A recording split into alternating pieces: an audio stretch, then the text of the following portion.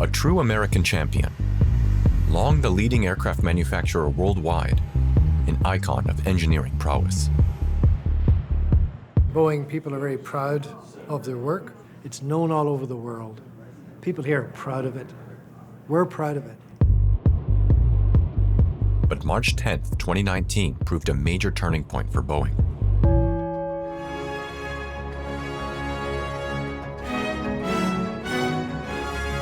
In Ethiopia, a passenger plane with 157 people on board has crashed. There are no survivors. The victims were from 35 countries and included 5 Germans. Children mourned for their parents, men and women for their partners, and parents for their children.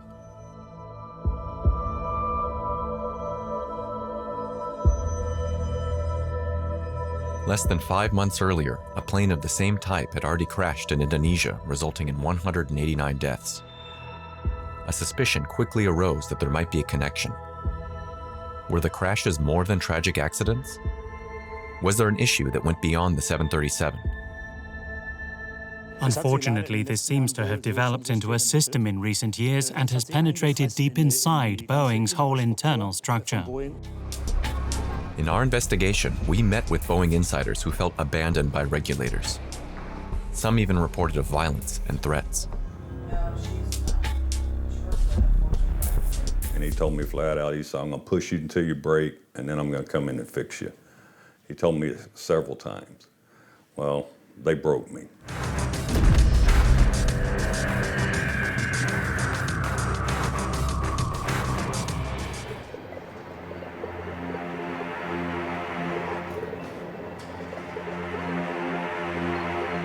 Two crashes within 5 months, with 2 brand new Boeing 737 MAX. 346 people died, and they're just a number. There were 157 people on board the Ethiopian Airlines plane. Their relatives want their photos put on display in order for the victims not to be forgotten. One of them, Yasser Isa, left behind an entire family, and his 3 daughters now have no father. The entire Njoroge family was killed, including 3 children.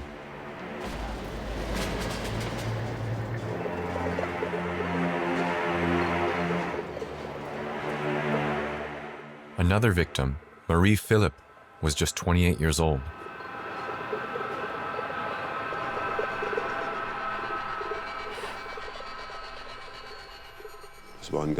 It was a Sunday like any other. We were looking forward to the spring and everything behind the house turning green again. And then the phone rang.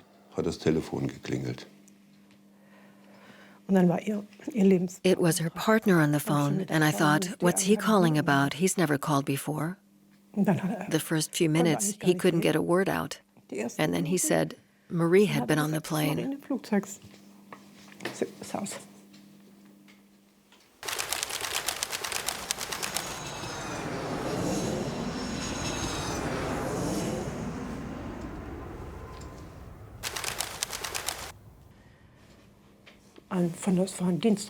It was a business trip.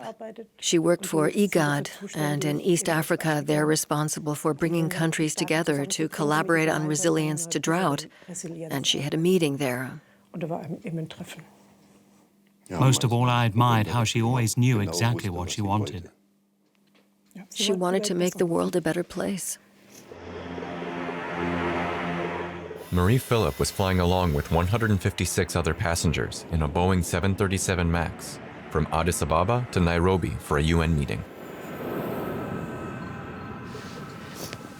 Marie was sitting here, right behind an Italian and next to a Kenyan.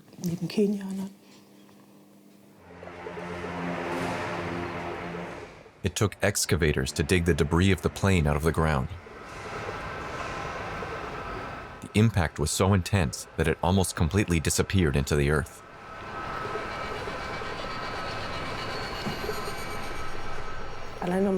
Just by looking at the pictures, you can imagine how everything was absolutely destroyed. The impact must have been extreme. About 5 months prior, an almost brand new Boeing 737 MAX had crashed into the sea near Indonesia just after takeoff. It quickly became clear the cause was not a simple technical defect, but rather a flight computer system.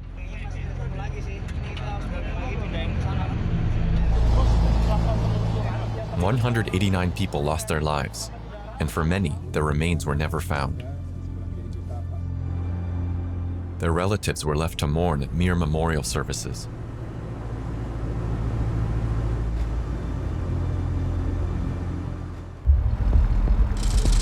We visit a law firm in New York which represents the families of many victims in lawsuits against Boeing, including the Philip family. They don't want to see Boeing get off the hook. They want to know what caused the crashes. Was it mere bad luck? Were there technical problems? Or a deadly system of concealment and cover-up? Remember, Lion Air occurred 5 months, plus or minus, before Ethiopia. Lion Air made it clear that the MCAS computer system was a problem.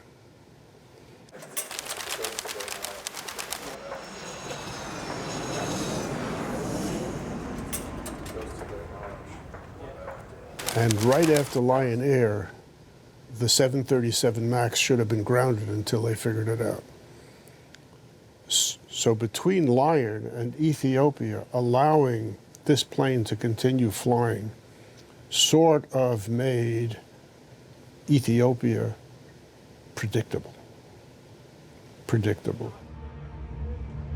Shortly after the first crash, the US air traffic regulator, the FAA, prepared a risk analysis.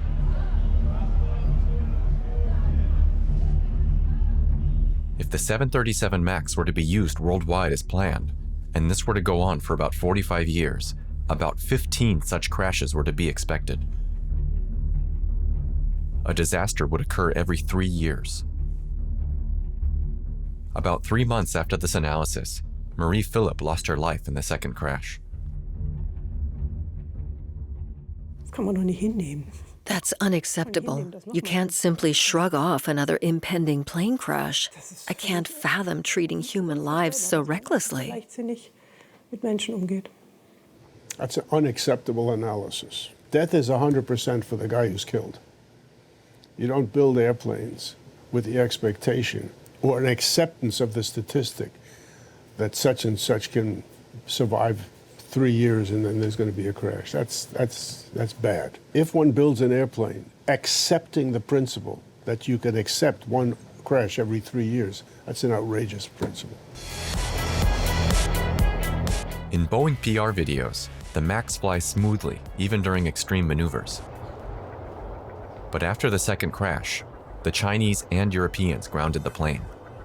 The American FAA followed suit the following day. Boeing was unwavering in its determination to find a quick technical solution with new software. At a press conference, Boeing CEO Mullenberg downplayed the role of the software, and he seemed to be hoping for support from regulators. I think it's really important that we all focus on letting the investigation process run its due course. Our job is to focus on safety, not on speculation. He left many questions unanswered and was forced to resign 8 months later. Sir, wait a minute. 346 people died. Can you answer a few questions here about that? We have no contact with Boeing. Boeing never contacted us. We never heard anything from them. No condolences, nothing. Did their daughter and 156 other people die, even though Boeing and the FAA knew that 737 software could cause fatal accidents? The Maneuvering Characteristics Augmentation System, or MCAS for short, is designed to improve aircraft handling. But what is its specific role, besides statistically causing a crash every 3 years? Why did Boeing even install this lethal system? It was developed mainly to compete with a new version of the A320 from Airbus. The Neo was an immediate hit, with better engines boasting greater fuel economy. Boeing ran the risk of falling behind and needed less fuel-hungry engines requiring a larger size. However, because the 737-800 was lower and the landing gear could not be built higher, Boeing had a problem. Instead of building a new aircraft, Boeing decided to use an economy version. The engine was mounted further forward and, above all, higher. The top edge even protrudes beyond the wing. This meant the aircraft tended to pull upward when subjected to high thrust, which could lead to dangerous flight positions. That's why the MCAS software was installed. In such cases, it automatically adjusts the elevator, pressing the nose downward.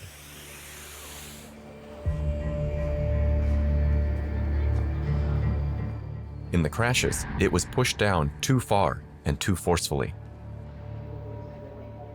The plane should never have been built in this form, never have been designed that way, and should never have been approved.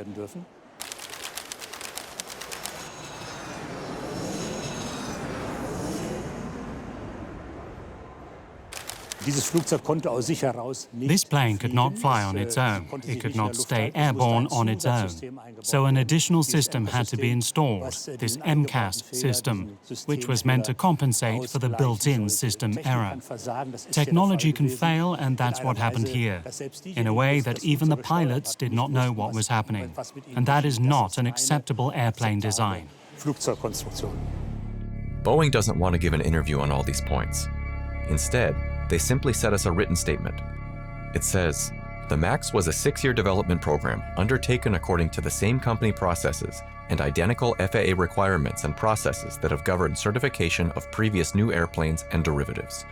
Further down, the company adds, "Boeing operates in full accordance with all FAA oversight requirements and processes." Nevertheless, instead of building a costly new model, an over 50-year-old model was simply souped up to compete with Airbus. Their model of choice was very popular among pilots, as explained to us by a man sitting in a simulator who has flown thousands of hours in the predecessor of the 737 MAX. The 737 is a very reliable and cost-efficient airplane. As a pilot, I find it very pleasant to fly.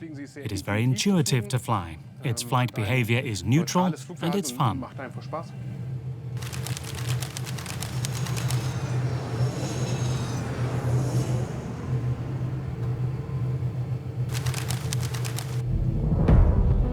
The computer system which spelled the doom of the crashed 737s influences an airplane's trimming.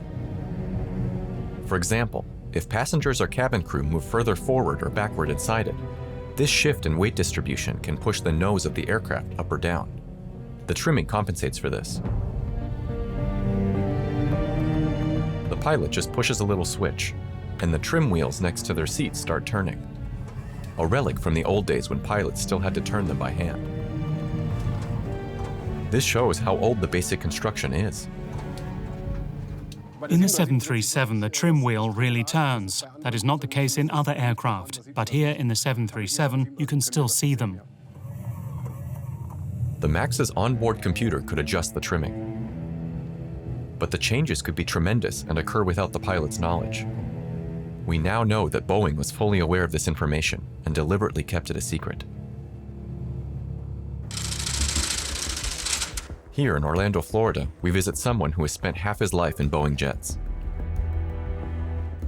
I've always been a big Boeing fan because, there's a sentimental aspect. It was the first jet airplane I ever flew.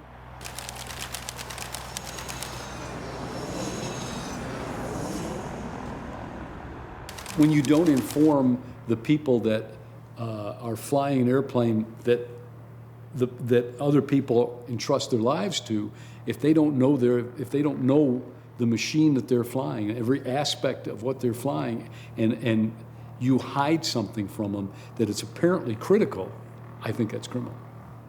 If I was still flying, my colleagues may very well may not vocalize it, but they may be saying, what else have they not told me about my 777, about my 787? We learn of growing concerns in the industry that other Boeing models might also have defects, ones which are still flying every day. Unfortunately, we have to assume there are similar problems with other aircraft. This concerns the service life and overall functionality, and it is obvious that in the past few years, Boeing has been very reckless for costs reasons, and that the FAA has not managed to intervene here in its role as regulator.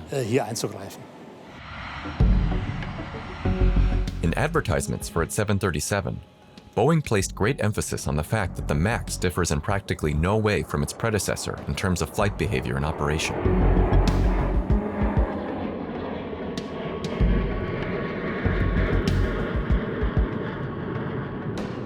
In an email to an airline, a prospective customer, it says, "There's only one difference, the off position of the gear handle," but everything else was said to be the same.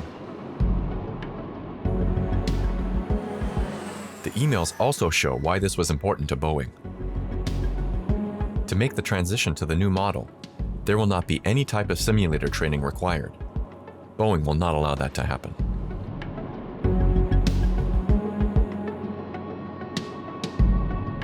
And whenever airlines or regulators demanded simulator training, Boeing employees were proud to have dissuaded them with a Jedi mind trick.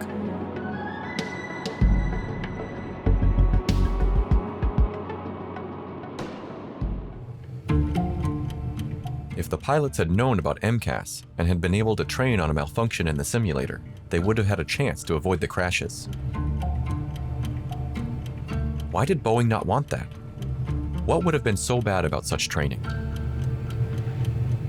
We're not just talking about a few pilots. All the pilots are rotated through all the planes at an airline's disposal. That means even if the airline were to purchase just 2 737 MAXes, it would have to train all the pilots to use that plane. And an airline has more than just 10 pilots, usually it's hundreds, if not more. A more profitable future belongs to those who think more. More capacity, more cost efficiency, more range. Promotional videos for prospective buyers clearly show Boeing offers lower costs, efficiency, and higher profits. With amenities like the spacious Boeing Sky Interior and high-speed Wi-Fi that'll keep them coming back to fly with you time and time again. Saving millions on pilot training is a great selling point. Profits await you because it's When it became clear after the first crash that the secret software had put pilots into an impossible situation, still no simulator training was developed for this purpose. However, the pilots were informed of the new system.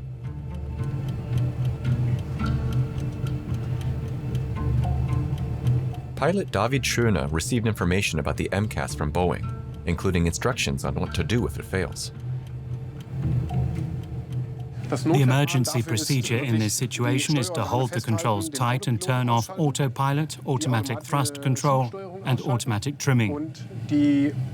I do so using these 2 stabilizer trim cutout switches, at which point the MCAS is completely deactivated and I can only trim the plane manually using the wheels. Then I go on flying normally. I have to trim by hand using these trim wheels, but I can keep flying. According to Boeing, it would have been that easy to prevent the crashes? Pilot Les Abend doesn't believe it. Obviously, it wasn't just software that came up, and now they presented what the fix was to pilots in the airplane, and here were pilots that were aware of that crash and couldn't prevent the airplane from crashing with Ethiopia. Since the second crash, Boeing has built more than 400 aircraft that are not allowed to be delivered. In early 2020, production came to a complete stop. Regulators obviously see more problems than just software that can be reprogrammed and simply turned off in the event of an error. 1 year after the crash in Ethiopia, new technical problems increasingly came to light, such as improperly routed cable harnesses and unapproved sensors.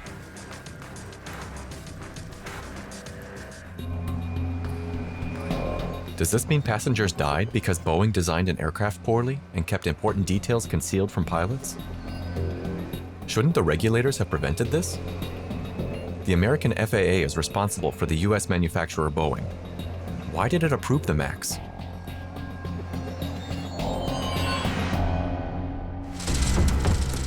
The FAA is headquartered in Washington. The Federal Aviation Administration is responsible for all aspects of aviation in the USA, including the approval of aircraft. 6 months after the second crash, in October 2019, the FAA noticed that Boeing had failed to disclose crucial documents for months. The FAA administrator wrote a strongly worded reprimand to Boeing. I expect your explanation immediately regarding the content of this document and Boeing's delay in disclosing the document to its safety regulator. Until then, many experts had seen the FAA and Boeing as a close-knit community.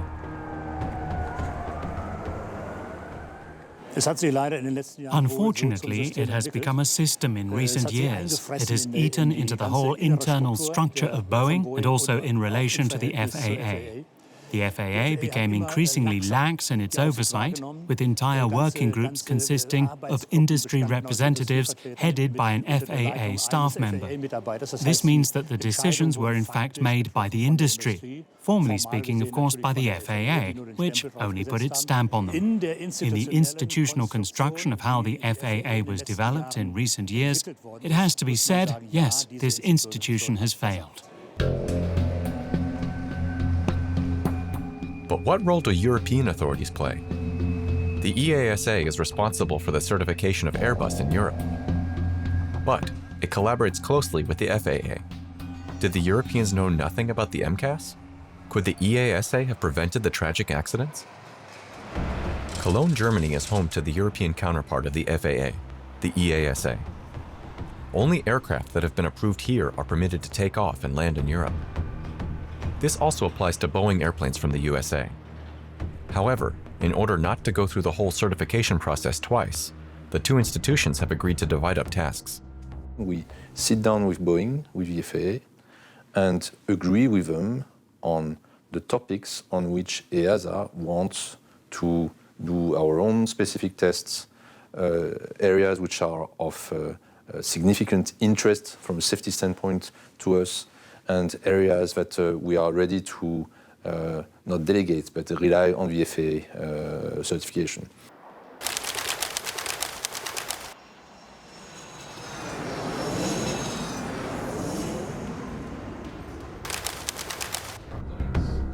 The EASA explicitly explained to us that they too had carried out their own tests on the 737 MAX. But if so, why did the EASA not discover the new and fateful MCAS? In this process, MCAS was labeled or designated by Boeing as a non-safety critical component, and therefore in this discussion dialogue between the three of us, since it was not safety critical, we decided not to have a look at it. In other words, the Europeans apparently also fell for Boeing's Jedi mind trick. They were hypnotized to believe this is not a safety-relevant system. You don't need to check it. Things changed in the wake of the accidents with the MAX and its subsequent grounding. The EASA now neither wishes to rely on Boeing's assurances nor the FAA's judgment. We want a complete EASA independent assessment of the flight controls of the aircraft, of the MAX. And independent, that means we alone, without the FAA. So there are clearly lessons learned on all sides on how we want to deal with the new certification of aircraft, Boeing aircraft, but I'm pretty sure that the FAA will have lessons learned on the certification of Airbus aircraft as well. The European regulator promises more independence and no longer wishes to blindly trust the FAA. Will that be possible? The story of a man still currently employed at Boeing shows there are limits. He thus declined to give us an interview and didn't participate in this report in any way. But Boeing employees are allowed to report safety concerns to the FAA, and he did. The Boeing employee is now represented by a lawyer. The questions he has to answer as a whistleblower are too complex. We already know his lawyer, Professor Gimula. Mein Mandant hat seit Jahren For years, my client has been pointing out incidents and procedures that he no longer considered acceptable. He reported them to his immediate superior, to Boeing's head of safety and its board of directors. And it wasn't rejected outright, because that would have been too blatant. Instead, they acknowledged the issue, then let it fizzle out.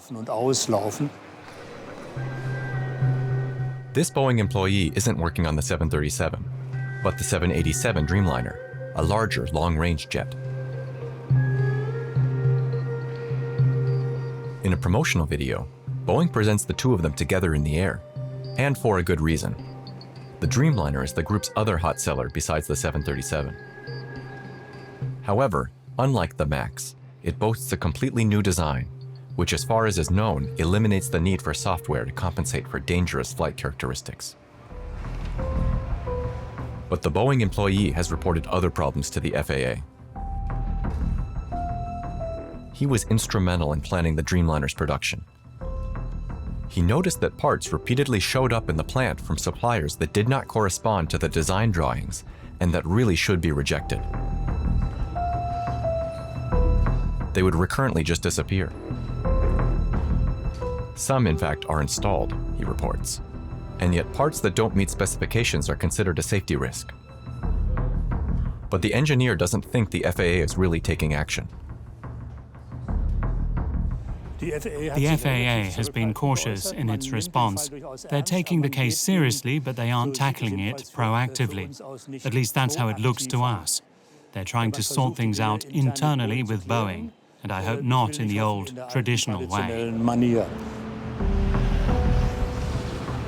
That's why in spring 2019, the Boeing employee decided also to report his safety concerns to the European EASA, which has been relying more heavily on its own testing since the MAX crashes.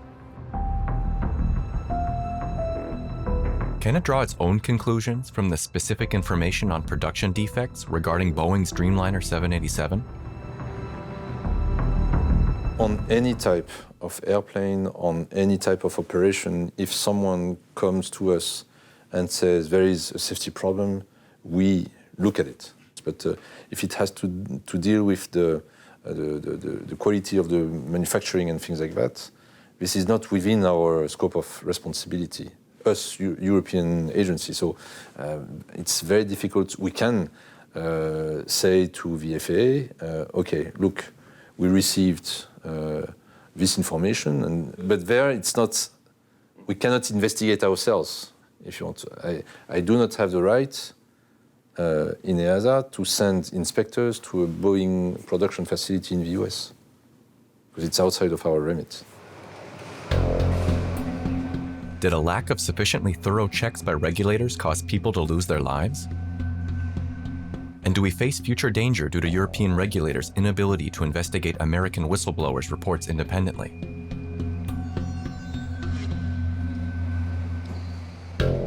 The issue goes beyond this one Boeing employee who doesn't want to be named. Many other insiders warn of dangerous Boeing jets, and have been doing so since long before the MAX crashes.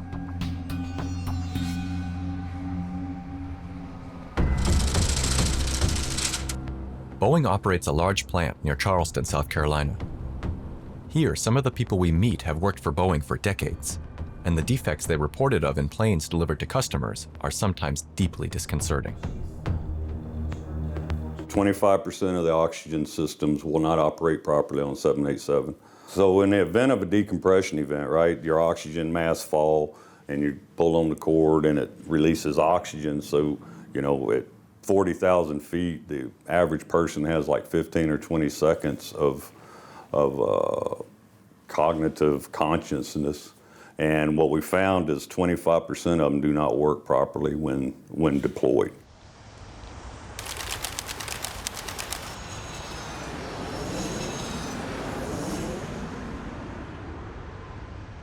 So we had hundreds and hundreds of lost non-conforming parts. So whenever those parts are deemed unacceptable for use, they need to be segregated so they're not used on the airplane. So we discovered that over 1,800 non-conforming parts were missing and presumably installed on airplanes without being fixed. Boeing doesn't dispute this, but explains. At the conclusion of the audit, all of the parts were accounted for or cleared as having no impact to any aircraft. Boeing went on to say, the oxygen masks were tested regularly, and they had addressed the matter with the supplier through their normal FAA-approved process. But can we rely on that? The MAX had also been approved as safe by the FAA. And unlike the MAX, hundreds of Dreamliners have been in service around the world each day. 787s also take off and land regularly at German airports. And every day, thousands of passengers rely on the planes to be as safe as they have been for decades. But longtime Boeing employees fear the Dreamliner might betray this trust, and anyone who pointed out defects would face tremendous problems. I did have one manager that worked with me back in he recorded all the aircraft and what was wrong with them and what they were sending out the back door that hadn't been fixed. And the director of quality told him, I don't want any more of these papers or any more of these pictures sent to me. And, he said, well, I'm taking this to ethics. I'm going to take this to ethics because people are going to die here. 3 weeks later, they put him into another building and put him on a performance, and he was walked out the door and lost his job.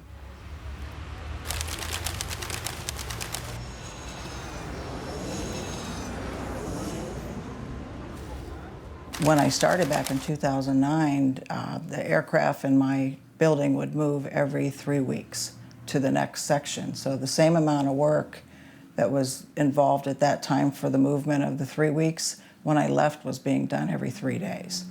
So it was actually increased from 3 weeks to 3 days with the same amount of employees or less doing the work. Boeing produced this original commercial in time-lapse, and Boeing confirmed in writing that production had been accelerated. But it was optimized in a way that still guaranteed safety. But Cynthia Kitchens reports what happened when someone reported quality defects. If you brought anything forward, you were a target. They bullied you and harassed you. I was actually physically assaulted by another manager, pinned up against a railing and told to get on the good old boy system or I'd go nowhere in this company. Actually, 3 weeks later, he became my boss and was in charge of my raises and my performance reviews and things. She too turned to the FAA and had photo-documented defects in aircraft. This included bolts that had obviously been tightened with the wrong tool and thus damaged. And deeper down, wiring harnesses lay surrounded by countless metal splinters. These were sharp-edged metal splinters between important cables that distribute control signals throughout the airplane.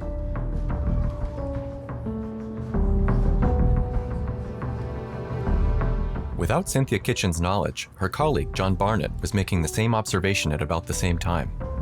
The slivers that I identified in the wiring, I was told to go cover a different area, and they brought in a one-year Boeing manager in my place to handle the slivers, and that's when they decided to let it go. So they delivered over 800 airplanes with these slivers, and from what I understand, they're still delivering them today because they still haven't fixed the issue that's causing it in the first place. Both fear they could rub through the insulation and cause short circuits over the course of years of service. Boeing informed us that they had in fact discovered such splinters in 2017. They claimed the FAA had investigated them and found they did not present a safety of flight issue.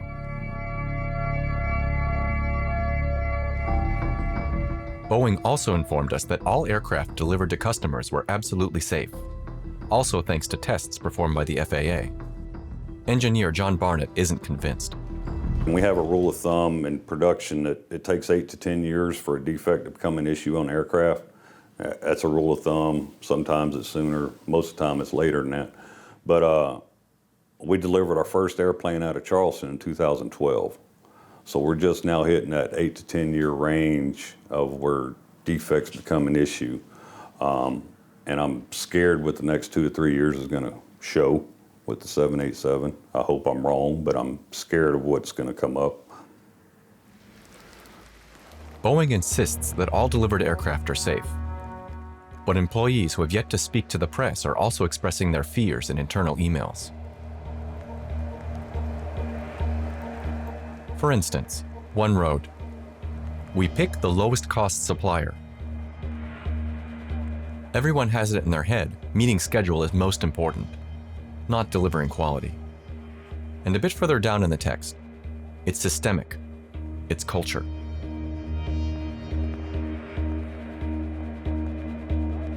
In a statement, Boeing deemed these emails unacceptable, saying they didn't show Boeing to be the kind of company it actually is and strives to be. But they are undoubtedly from Boeing employees and show a corporate culture that has had catastrophic consequences for the MAX. If you believe the insiders, this may also end badly for other Boeing planes. But how did this dangerous corporate culture come about? In these deliberations, the name of a nearly forgotten aircraft manufacturer always comes up: McDonnell Douglas.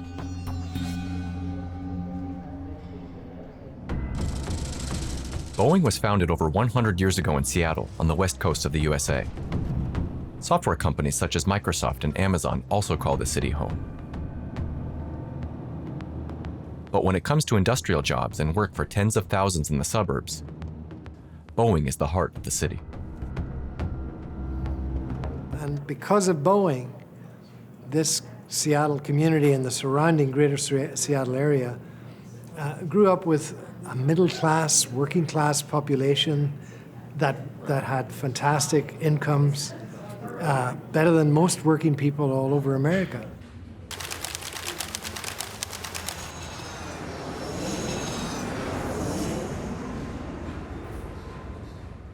If we lose that, we become a city full of rich tech people and homeless people, nothing in between. That's what Boeing gave us. So it's very important to this community that Boeing exists and succeed. Having to keep the MAX on the ground for so long has meant a fiasco for Boeing. Sales subsequently fell by a quarter, and for the first time in decades, the group has seen losses. When the coronavirus crisis also hit in March of 2020, the share price finally plummeted. Boeing employees we spoke to placed the blame on management. The technology group is said to have lost its soul and moral compass. But why? The Boeing 777 was a typical Boeing product of that time. And it was seen as the peak of engineering technology at that time. This was the mid-90s. But it did overrun in cost a lot, which was again typical of Boeing. But because of the cost overruns on that plane, in the late 1990s, Boeing joined with McDonnell Douglas. McDonnell Douglas, based in St. Louis, was much more focused on money and finances. So their executives from McDonnell Douglas started running Boeing with the same business case that they ran McDonnell Douglas. And it's all about shareholder value and making a profit, and less about the safety and airworthiness of the airplane. But in the late 1990s, not just Boeing's management changed.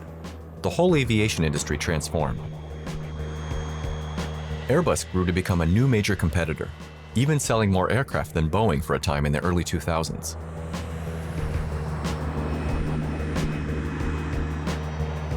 Aircraft manufacturers' customers also changed, as an increasing number of low-cost airlines became major players. The ticket price war broke out. Now, every cent counted for aircraft purchasers as well. Competition and profit-seeking led to aircraft being designed with built-in safety risks.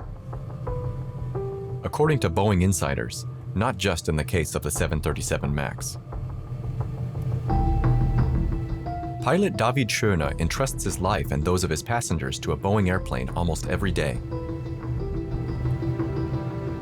However, he doesn't feel the problems are specific to Boeing, but rather rooted in society at large. I don't see Boeing as the source of the problem, but the entire economy of the industry.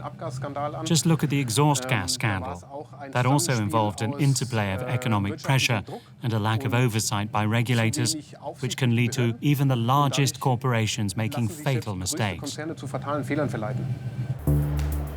The problem, however, is that errors in aircraft construction often prove more fatal than in other sectors. Accidents usually cost many lives. Statistically, flying remains the safest way to travel. In order to keep things this way, safety must be valued more highly than profits. And some people see the MAX crashes as a wake-up call. The MAX was really a tragedy, and it's going to be, I think, a milestone in the history of aviation. When you look at the commercial, financial impact of the MAX tragedy on Boeing, you also, for investors, for financial people, I think this will make them think twice if they ask, for shortcuts in terms of safety to have short-term, return on investment, higher short-term returns on investment. I think the events we are currently experiencing will lead to a huge sort of cleaning process, a self-cleaning process of the aviation industry. A lot will change, a lot has to change, and it will happen. I think that once these things have actually been cleaned up, we can gradually place more trust in the aviation sector. 346 people died in the 737 MAX crashes. Those 346 deaths could have been avoided if cost reduction hadn't played such a big role at Boeing and if regulators had provided proper oversight. The families want these avoidable deaths to have consequences.